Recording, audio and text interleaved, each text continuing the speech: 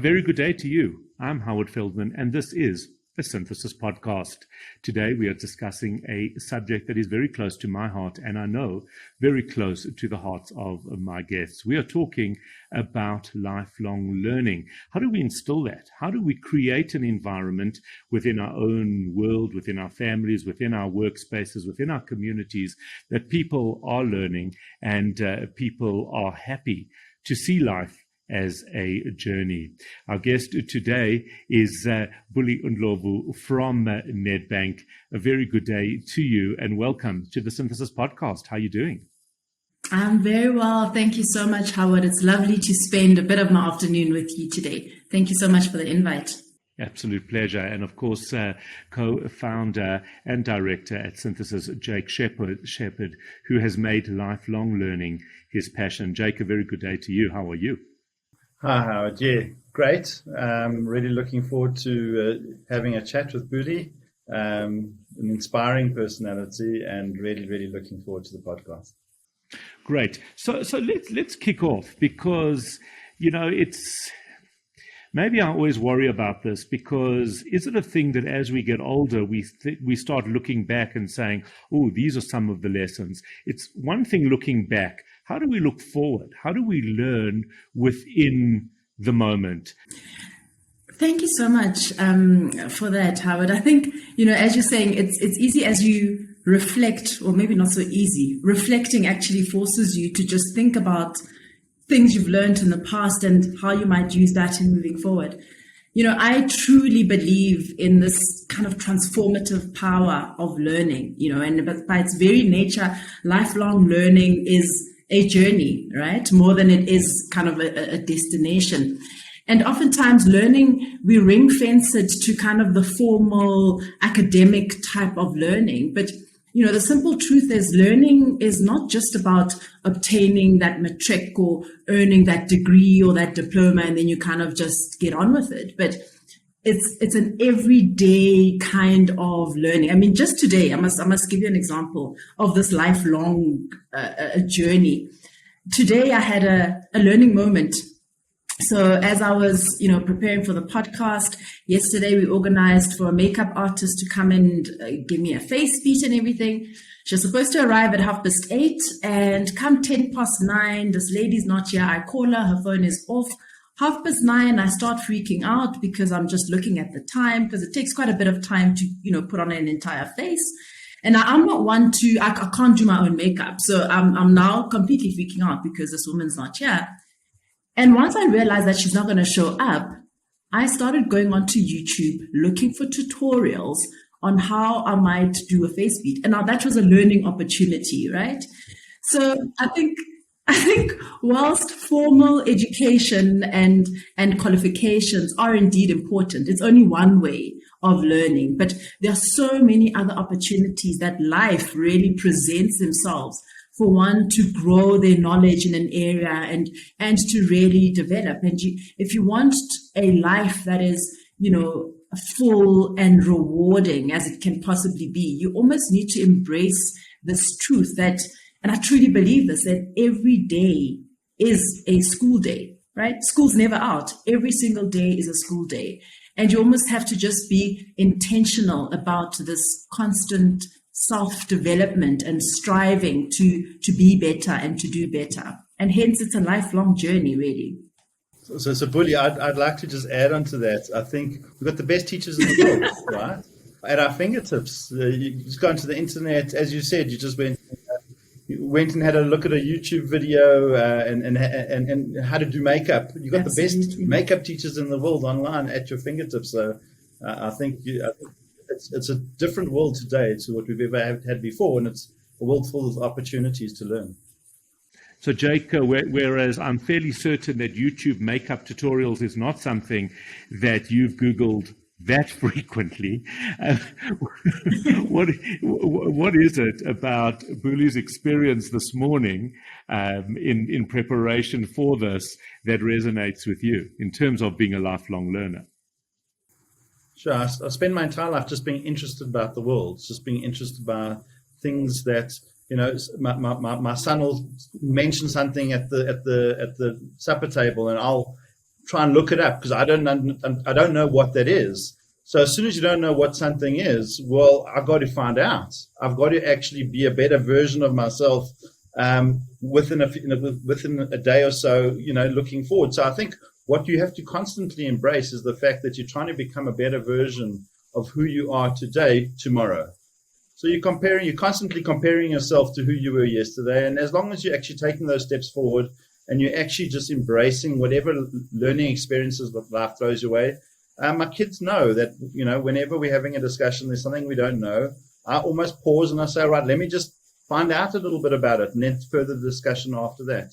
And I think it's just a mindset. It's a mindset that just says constantly try and learn. Constantly, there's stuff that we don't know. And I suppose you can think of it this way.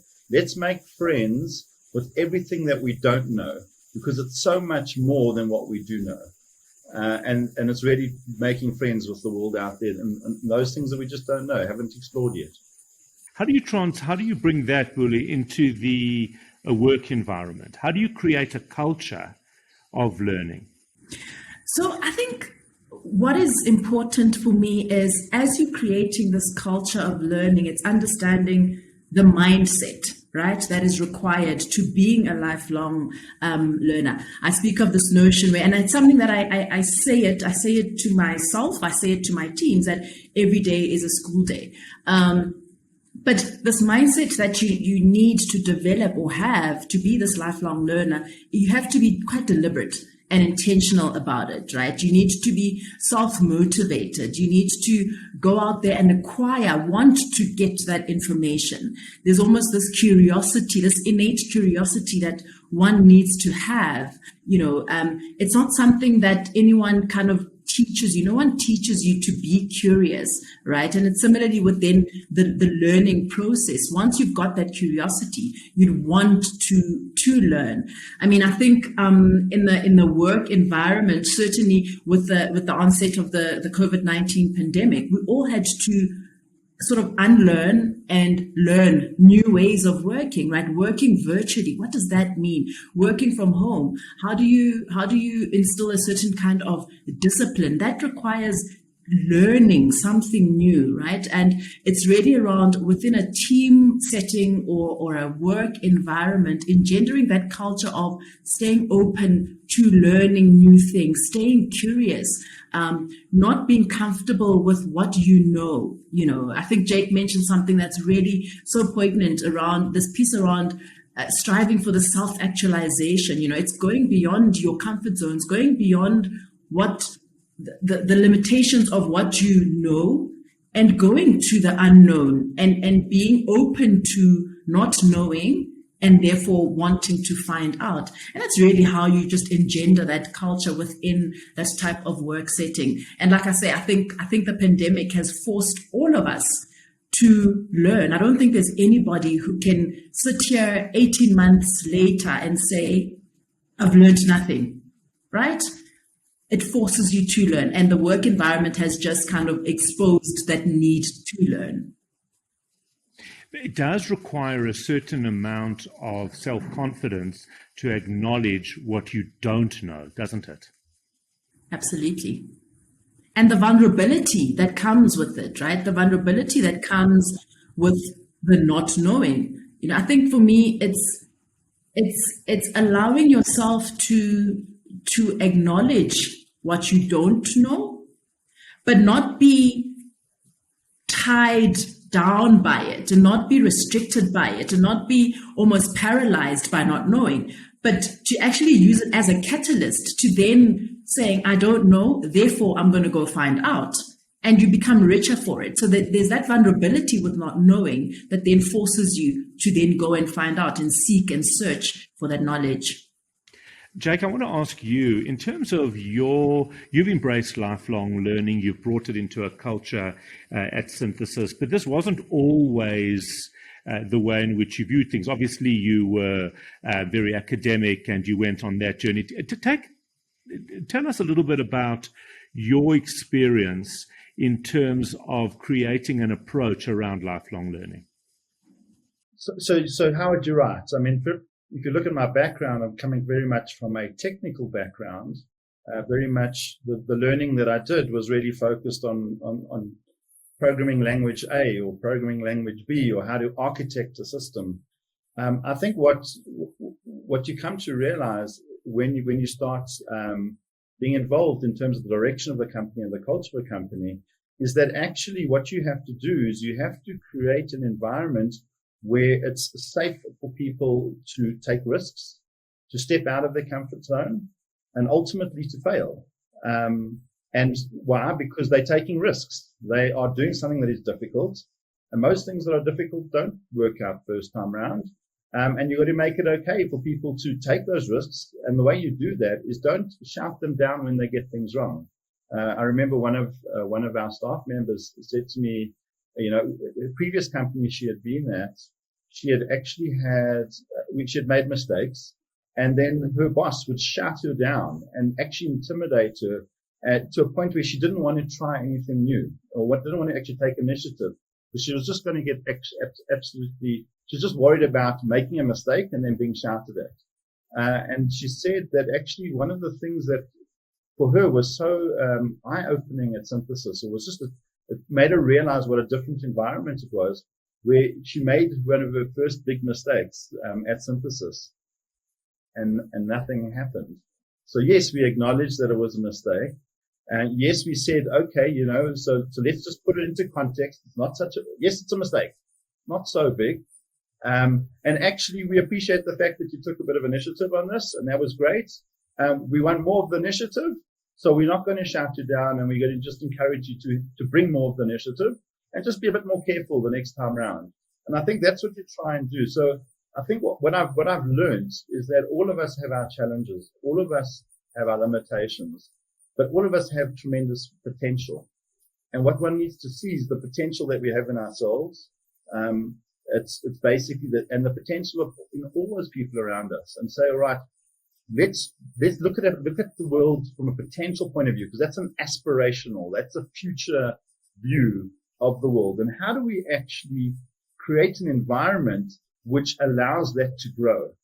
And how do we create an environment which rewards the risk taking and rewards the fact that people are stepping out of their comfort zone and acknowledges that it's not comfortable? Yes, it's not comfortable going into a new area, but there's a gap there. There's a vacuum there.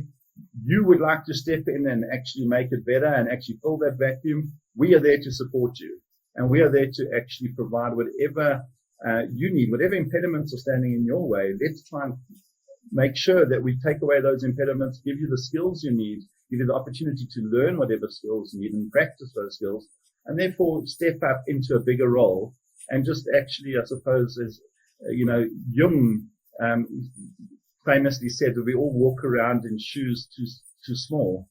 And I think it's just to encourage everybody to step into those bigger shoes. And maybe you're going to be waddling around a bit, but that's okay. You're going to grow into them, and just to support you in that journey. Absolutely fascinating. Buli, as executive head of marketing, retail and business banking at Nedbank, what Jake is saying must resonate for you within the culture of your department, the bank. How do you create a culture of learning? So I think part of my learning journey is really the appreciation that I have of watching inspirational TED Talks. Okay. And so there's one talk in particular that really fundamentally changed my view insofar as how, culture really encourages learning.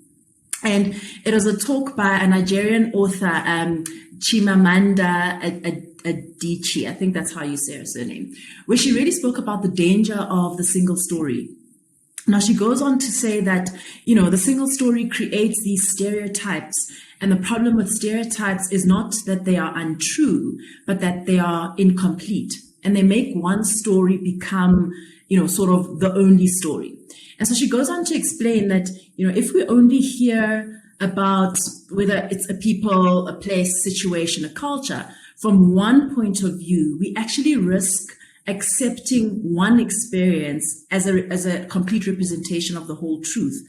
And now our lives, our cultures are really composed of many overlapping stories, and thus many opportunities to learn. And so I found this view quite incredibly inspiring, affirming, and really thought-provoking. And what it said to me is that, and it's something I carry certainly within my team and the environments that I find myself in from a work perspective, is that we have the opportunity to learn from all of our collective experiences. And once you break this barrier of believing in this single story, you really open yourself up to a world of unlearning and learning and exposing yourself to just new knowledge that might have remained locked away, in a single story. So I think for me, once I carry that view within my team and within the environment and within the Nedbank culture, it really just opens up this whole new world where there are so many possibilities and opportunities to learn from different people. And from then encouraging this culture of questioning things, not necessarily accepting things as they are, as the status quo. Working in the financial service industry can be it's quite a traditional type of industry. You can get a lot of, we've always done things this way, or, this is how we do things. But the culture that we're engendering, certainly within my team, is to question, why not this way? Why not something different? Why is the one view the only view? And we challenge a lot of that status quo. And in that challenging and the questioning and encouraging that kind of curious nature, we really open ourselves up to learning. I mean, to Jake's point, one of the things that what that encourages is giving people the permission to fail, right? Giving people the permission to make those mistakes. And you only make those mistakes when you try things. And once you've tried them and you made the mistakes and you fail, you actually learn from that, because the next time you try a different view, you break out of that single story and you try a different way of doing things. So I really think, that's kind of how, just from the aspects of culture, certainly within my environment, how we're encouraging learning through that. Incredible. Jake, you've spoken a few times, and certainly I'm a big fan of what you speak about, is critical or crucial moments, crucial conversations as being opportunities for learning. And of course, those are very difficult. Those are very painful for many of us to have these conversations, because maybe we're a little bit insecure. Maybe we feel, as Buli said a little bit earlier, a little bit too vulnerable. I think men in particular are very, very scared to feel vulnerable or to show our vulnerability. Take me through, or take us through, your approach to these crucial and critical conversations. Yeah, so actually it dovetails beautifully into what Buli was talking about in terms of stories, because so much of the difficult conversations we have is actually one person thinking the story is X when it might not necessarily be that. So you'll have a situation where somebody will do something, then a person will feel in a particular way based on what that person's done, and then they're going to act out. They're going to lash out, or they're going to walk out the room, whatever the story is. And it turns out that actually what was really happening is that the other person did something or said something. They felt in a particular way because of the story they were telling themselves. And if they actually just paused, and this is so important, if you pause and you teach yourself to work back, this is how I acted out, and I acted out that way because I felt frustrated, I felt angry, I felt that I was being ignored. And then you work back and say, all right, well, what is the story I told myself that made me feel that way? And if you actually re-examine and you try and tell yourself a different story, and you can do that by saying, why would a good, decent person who wants the best for me act in the way that they did? Isn't there another story that I can tell myself? And I think that whole concept of story is crucial to crucial conversations, because you want to get to those stories. You want to actually have the real conversations where you unpack each person's story, and therefore you can then find common ground and realize that there aren't victims. We're not victims. The other people out there aren't the villains, and actually we're not helpless. We can move forward. We can move forward together incredibly in an incredibly I would say, in a constructive way, in a way that actually creates, as you said, Howard, moments for intimacy, moments of actually building relationships. And that's, for me, is critical. One more area of stories that I maybe wanted to add on is, I think some of the worst stories we have are the self-limiting stories we tell ourselves each and every day. And I think what we have to try and do, if you just give me a second, I just want to relate a story that happened to me. I always said I could never speak in public, couldn't do it. And one of my fellow colleagues at Synthesis, Tinashe Katsande, said to me, he invited me to be a guest speaker at Randburg Toastmasters. Now, for a person who's petrified of speaking in public, you must know, it was the worst idea I'd ever heard anybody suggest to me. But he was very kind, and he said, Jake, come on, you can do this. Everybody here is going to be very, understanding. We're not critical. We just want to hear what you have to say. And I said, I'll do it. After he asked hard enough and long enough, as long as you recognize the fact that you're going to have the worst speaker ever at Randburg Toastmasters. So that started me saying, all right, so let's give that talk. And it worked out okay. I was then asked to speak at Africa Tikkun. And basically, again, my initial gut feel was, I can't do this. That's not me. And I just thought, well, I did it with Randburg Toastmasters. Why not? Why not do it now? And then I could speak at Africa Tikkun, and that went well. Then Howard heard about the contents of that talk, and he said, well, why don't you come onto the radio and talk about that? And then all of a sudden you start doing a whole bunch of radio talks. And then all of a sudden you land yourself on a podcast with Buli Ndlovu, and you're actually discussing things that are close to your heart. So for me, it was always about, at each step of the way, always saying why, and then recognizing the fact that maybe the right question was why not? And then actually say, right, let's just take that next step. And then you become comfortable with that growth, and just recognizing in everybody else that we all have these why stories, like, why should I do this? Why should I step out of my comfort zone? And just question those stories and say, well, why not?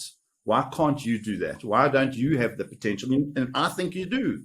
I think you do have that potential. And how do we help you actually achieve achieve your full potential? Buli, do you have a why not story? Well, not necessarily a why not story. I was just reflecting as Jake was talking around the minute he started saying, why not do the talks, right? And you almost sent it out to the universe, and the universe is literally rising up to meet you. And you're going to get all of these requests suddenly, whereas in your mind you had this self-limiting belief that I can't do this. But the minute you got to that unlock where you said, why not? The universe literally just rose up to meet with you. And all of these, I'm sure you're getting all of these, talking opportunities and speaking engagements coming your way because of that why not. I do think that is such an important unlock, really, because it's so liberating, right? It feels so liberating as you were saying it. I just wanted to go back to the first parts around the stories. And I think also one of the biggest learnings through the pandemic, certainly for me from a leadership management perspective, was around empathy, right? And breaking this notion of the single stories is around understanding that when you enter into a conversation with people, they come in with their full selves. They bring in traumas of their childhood into that conversation. They bring in baggage of, disappointments that they felt in life into a conversation. And depending on what happens in that conversation, from a leadership perspective, you have the ability to either entrench those feelings that they come in with, or actually liberate them by being empathetic towards, the situation, and not believing the single story that you're a failure, you made these mistakes, you need to be punished, we're going to shout at you, but to actually say, look, I understand we're going through a lot. I think as a people, as a nation, as the world, we're all going through a lot in so many different ways, and no one story is more important or sadder or more, more heart pulling at your heartstrings than the other. We all bring in our full selves, and all of our stories are valid. And I think that empathy is required in understanding that everyone comes with their story and from a different perspective. And that in itself allows you to actually learn about self, because it actually forces you to introspect, be a lot more self-aware. And then in terms of how you then engage with others, be it, subordinates or even your superiors. I just wanted to add that. I just thought what Jake was saying is spot on. No, I love that. And in fact, you've given us the title of the podcast, Let the Universe Rise Up to Meet You. I absolutely love that. I think it's such a fantastic, eloquent way of putting what we're talking about. And really, you've kind of moved where I wanted to go anyway, which is also a sign of a good conversation. But I wanted to take it, we spoke about, Jake spoke about family, and we both spoke about work cultures. But if we broaden it, you started speaking about that we're a fractured nation, and we're a nation, never mind a fractured world, but we are a fractured nation. We're a nation with a lot of our own stories and our own narratives, and the way forward is never easy. It's never easy. I believe there is more that unites us than divides us, but that's my own personal philosophy. How do we take this lifelong learning concept and instill it in a nation so that we can all grow and learn together, that I can make myself vulnerable in an area that I wouldn't have been able to be before, and somebody else makes themselves vulnerable, and we learn? How do we take this magnificence of what we're all talking about and broaden it? Sure. I think there's no simple answer to that, right? Given our history, our past, our legacy as a people. And it also depends on, I suppose, which side of the fence you're on, which side of the train tracks you were born in. I think for me, what's important, regardless of who you are as a South African, in order for us to move forward, is starting by seeking to understand. That's it, right? Seeking to, as a basic premise, just seek to understand where the other person is coming from. Like I said, it doesn't make anyone's story better or worse or more heartfelt or more of anything. We all have our stories. But I think if we all started from a premise of wanting to understand where we're all coming from, I think that's the basic, for me, start of moving forward. I think about it in the sense of, I've got an 18-month-old who was born actually on the day the president announced that he's shutting the country down. So he's taught me quite a lot just by looking at him, right? Looking at just how he does things, and I'm reading up a lot on toddlers and what they do, because I'm a first-time mom. So I'm reading up a lot on if he's doing this, what does this mean? Because this person can't express himself because he can't talk, but he seems to be able to understand. So I think from just looking at him, I'm learning so much about just seeking to understand. When he's throwing his hands and he's doing all sorts of things, I often step back and I say, okay, you're frustrating me right now. I could just shut you down and force you to keep quiet. Or I could say, this child is trying to express something, but he can't, right? Because he doesn't have the vocab to do it. So how might I almost put myself in a situation where I try to understand what he's trying to tell me? And once I try to do that, and it's just such a weird thing, once I try to do that, I almost see him calming down, and we get to a point of kind of understanding each other. He calms down, the screaming stops, and life can carry on, versus he's huffing and puffing and I'm huffing and puffing, and we're both frustrating each other because none of us are understanding each other. It's quite a rudimentary example, but as I'm saying, I'm learning a lot. But it's a fantastic metaphor. Yeah, I'm learning a lot from an 18-month-old. Absolutely. So I just think if we all just sought to understand where each one of us is coming from, that's the start of at least taking one step forward in the right direction. Otherwise, we're all just going to be butting heads, and purely because we're just not prepared to understand each other. Jake, you have to have something to say here. I can see it. I do. So the first thing, the challenge with the child analogy is that your child is never wrong. Ever. So the mom needs to internalize the fact that my child's always right, and then I've got to just come to the party, right? So that's the challenge with that as a metaphor. But like for me, I always say, like, we have to, and Howard touched on it, we have to see what we have in common. If we fixate on where we differ, we always fixating on these are the areas where you think this and I think that, and it actually divides us. And I think the way to heal that is to recognize where we actually all the same.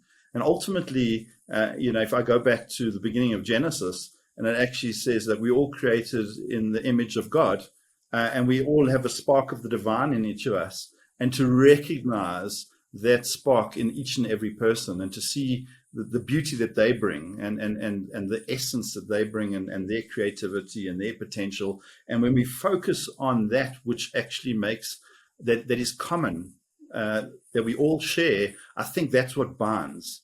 As soon as it's like almost like the tribal way of thinking, it's this tribe and that tribe, that's what splits us up. And from an evolutionary point of view, I sort of understand where it's coming from, because one tribe has to defend themselves against another, and then that just plays out into the broader society. But the way you unify tribes is you look for the common, what's common amongst all the tribes, and that's the way you unite everybody. So for me, it's really looking at what we all have in common, and for me, that's the spark of the divine and the amazing potential that we all have within each of us, and just recognize that and try and actually allow that to flourish. And as long as I can actually just say, all I would like to do is for the amazing potential in each of the people that I work with, for their potential to flourish and for them to succeed, then that actually unites better than any other mechanism that I've ever seen. So, I mean, I could do this all day. I love it. Unfortunately, we don't have time. We do have to wrap it. But if I could ask you both a question, Buli, I'll start with you. What are the three most important ingredients of lifelong learning? I'm not being fair because I've given Jake a little bit of extra time while you answer. I think the first one I'd say is stay open. I think just staying open to, first of all, staying open to the fact that, and again, if the last 18 months is anything to go by, what we've learned is that change is constant, or it's reaffirmed that, and that it can happen at any time. So stay open to change, stay open to the possibility of not knowing, stay open to being curious about knowing. So I'd say the first thing is stay open. The second thing is really around, and I've said this a couple of times now in the last half an hour, because I truly believe it, is that every day is a school day. School's never out. Every day is an opportunity to learn something new. I gave you my example of just this morning. I was YouTubing a makeup tutorial, because for me, there's an opportunity in every single day to learn something new. And it can come from anywhere. It can come from an 18-month-old. It can come from a professor. It can come from your boss. It can come from a subordinate. So stay open to learning. Every day is a school day.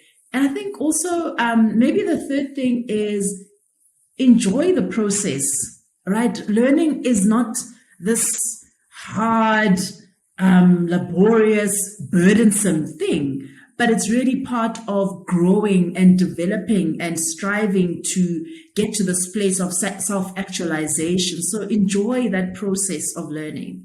Perhaps those are the three things for me. Love those. I absolutely love those. And I love the fact that they were totally spontaneous, that you didn't have this question before. And because it really just encapsulates everything that you've spoken about. So thank you, Jake. Your most important ingredients? Well, the first one has to be the open mind, and I 100% agree with Buli on this one. I think one has to actually just look for the opportunities. There are so many opportunities out there, and have that open mind where you're looking around for opportunities. And we know that those people who feel lucky actually see more opportunities than those people who don't feel as lucky. So it's almost as if you make your own luck by being open to the opportunities and seeing, I suppose, life as a treasure hunt. There's all these interesting things that we don't know where they are, but let's go out and find them. So that open mind for me is 100%. I think the constant working on one's skills and practicing one's skills, and sometimes you're just going to work on stuff that you're passionate about, you're interested in, maybe it is a makeup tutorial or how to do my nails really nicely or whatever it might be, but just, you don't know where those skills are going to, Steve Jobs talks about, he loved calligraphy and he went to calligraphy classes and he became the first software manufacturer that built beautiful typefaces into the operating system with the Apple Macintosh. And that's just because he loved calligraphy. So just be open, learn those skills. And lastly, I would say it's about being a hero, and it's about being a hero in one's own life. In other words, we all are actors in the movie of our lives, right? And I suppose if you had to choose which role you wanted to play in your life, why not choose the hero? Why not choose the person that steps out and confronts all the challenges that life throws their way and steps up and faces those challenges? Choose to be the hero rather than some other side part in your life. And I would say it's really a choice of actually wanting to step up, wanting to be the best that you can be and embrace life and all its challenges. And those would be my three. Absolutely. Absolutely love that. I would possibly add as well, just be comfortable in your own skin. No one is born with the knowledge of everything. We all have to learn it somewhere. So if the fact that you haven't learned it yet just means you haven't learned it yet, that's pretty much all it means.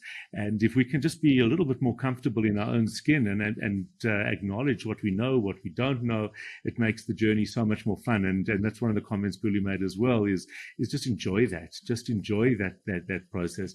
Well, as I said, Buli Ndlovu, Jake Sheperd, I could do this for hours, but we can't.